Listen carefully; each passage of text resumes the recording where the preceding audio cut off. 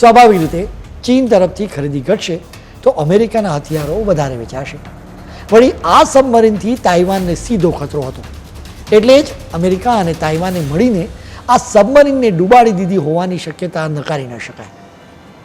વળી ચીનની મિલિટરીમાં ખૂબ જ ભ્રષ્ટાચાર પણ વ્યાપી ગયો છે. એટલે જ અમેરિકાએ ચીનની મિલિટરીના અધિકારીઓને કરોડો ડોલર આપીને આ સબમરીનને નષ્ટ કરાવી હોવાની શક્યતા પણ વ્યક્ત કરવામાં આવી રહી છે. અમેરિકા આવા સિક્રેટ ઓપરેશન્સ પાર પાડવા માટે જાણીતું પણ છે. અમેરિકા પોતાના હથિયારો વેચવા માટે કોઈ પણ હદ સુધી જઈ શકે.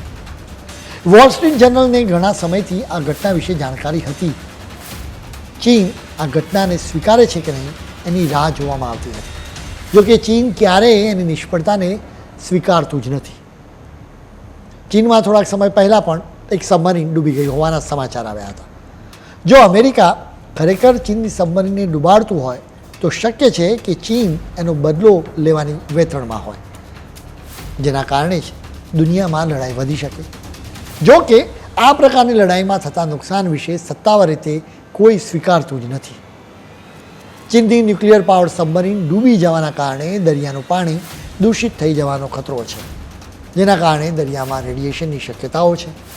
આવી સ્થિતિમાં સી ફૂડ દૂષિત થઈ શકે. આ પ્રકારનું સી ફૂડ ખાનારાઓની આવનારી અનેક પેઢીઓ સુધી અસર રહેશે.